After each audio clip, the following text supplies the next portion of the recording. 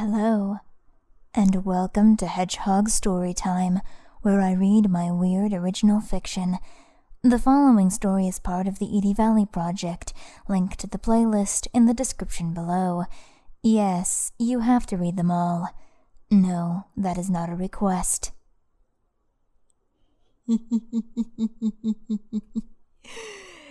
Here we go. Everything according to plan. For someone, at least. The psychiatrists were not psychiatrists. Yes, they dressed in lab coats and walked around with clipboards, but that was merely to impress the parents and intimidate the students of St. Adelaide's. They mostly just did what the director told them and didn't think about it. To be fair, they didn't think much at all.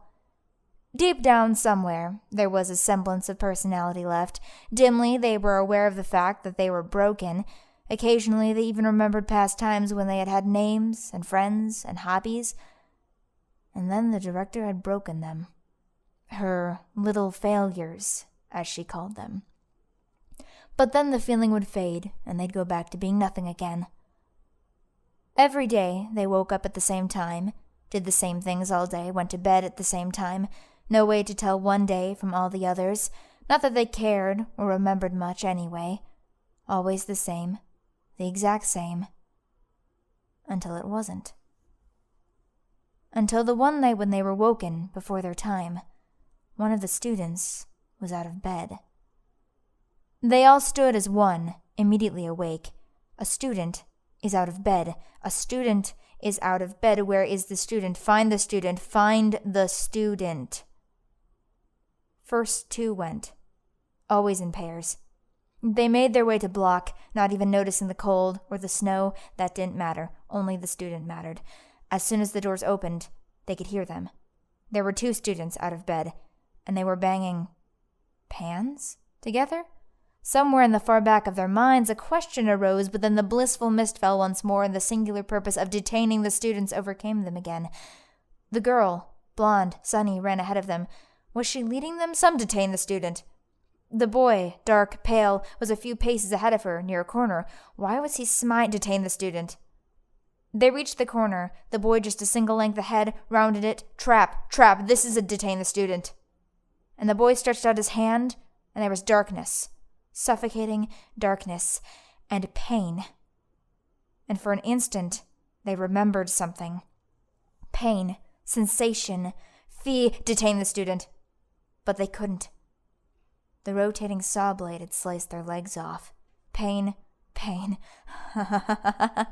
feeling, love, death.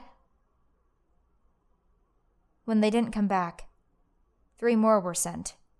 Detain the student. Into block. Down the hall. The sounds of pans. Why is the girl not hiding? Detain the student. Detain. Not possible with a drill shoved through a chest, pinned against a wall, still trying to walk forward for a moment before pain. The satisfaction of her project finished, the sun shining, the feel of her lips, memories, feelings. They cried and laughed as tears ran down their faces. And then they died. 4 were sent. The last 4. Somehow nervous, filled with trepid. Detain the student. Block, hall, pans. Where is she leading? Detain the student. The hallway opened up into a chamber of death. Saws, drills, spears, the whole shop's arsenal put to use before the blissful darkness hit. How had no one seen this constructed? Why had no one stopped? Detain. Fuck that. Not with this hurt. The terrible, wonderful pain coursing through every inch of their bodies. Graduation so close it can be tasted. Leaves rustling on the trees. That first painful breaking of the heart. Everything flooding back. So sweet, so wonderful. Let me hold on to it.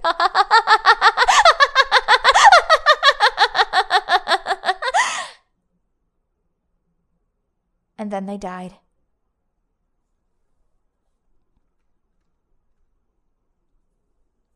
Shit. Doug turned the corner and almost vomited. Victor stood in the middle of the hallway, his lab coat and rubber gloves covered in blood and other substances that Doug didn't care to place. Around him were the bodies of 9 psychiatrists, decapitated, pinned against the wall, body parts strewn across the tile floor.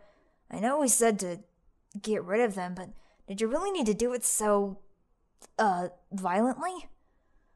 Victor looked around as if seeing the carnage for the first time. It probably was, since his goggles were so covered in red that he must have been nearly blind before he'd pushed them off of his face. "Well," he began, seeming a little shocked himself, "I always wanted to try my death machine out properly." "I'd say you did a pretty good job of that." Maybe," Victor began. "I think I relied on Gil's darkness too much. If I had more time, I could have made it much more elegant." Doug wanted to look away, but he was having difficulties. "Where are Gil and Sonia, by the way?" It seemed as if Victor was only half paying attention, fiddling with one of the saw blades. "Gil was here a minute ago, but I think he took Sonia away so she wouldn't see. He said he'd meet you outside. I also wish I had a way to dispose of the bodies," he continued without heat, "but that would require major reconstruction of this hallway. Why are they all smiling? The bodies, I mean." Doug managed to spit out, "It's kind of creepy." "I don't know," Victor admitted. "It was nothing I did." A couple of them started laughing as well. This whole time, Victor had hardly spared a glance towards the victims of his death machine. He seemed purely interested in the machine itself, almost like he didn't realize that he'd actually put the thing to use. It kind of gave Doug the heebie-jeebies. It was as if Victor didn't feel anything at all. The director did feel something, a small stab of remorse for the loss of her mistakes.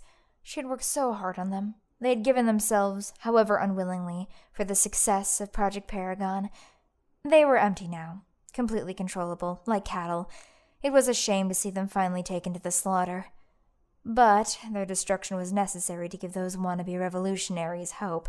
And besides, she didn't need them anymore. After tonight, this whole school would soon prove completely unnecessary. She laughed to herself. Everything was going exactly as planned. Jilly and Mike waited in the girls' bathroom on the 4th floor, sitting against the walls on the hard tile. "Originally, it was just going to be Abby and I," Jilly explained. "How does it feel finally seeing the place where girls pee, Mike-kun?" Slightly disappointing, if he was honest. Some part of him had expected fluffy couches and perfume dispensers, but it looked just like the boys, just with more stalls and with the puke green walls replaced with an equally hideous pink. "Like a dream come true," he replied instead. "That was kind of sarcastic for you," Jilly commented, raising an eyebrow. "Are you feeling okay, Mike? You've seemed a little off lately." What could he tell her? That he'd spent the last week in a downward spiral, that his normal, ordinary world was slowly coming apart at its seams? "I haven't gotten a lot of sleep lately." "Having trouble adjusting?" "Yeah, you could say that." There was silence for a minute, Mike's last words echoing dismally around the tile. "Look," he said finally, "about the other day, I know you had a session." Jilly looked downwards, drawing in a deep breath. "You want to know what happened, right?" He did, more than anything. But that wasn't something he could just ask of her. "No, I just want to know if you're okay." "You know the answer to that." She laughed bitterly. "But thank you for your concern. You're a good kid." Mike wished she wouldn't call him that. He wished she didn't see him that way. He wasn't a kid any more than Jilly herself, or Victor, or Abigail, or Doug. "Hey, Jilly," he began, trying to find the right words to use. He wanted to ask her so many things. Why she saw him that way, about the exact nature of her relationship with his roommate, and how much she really knew about him. About Doug.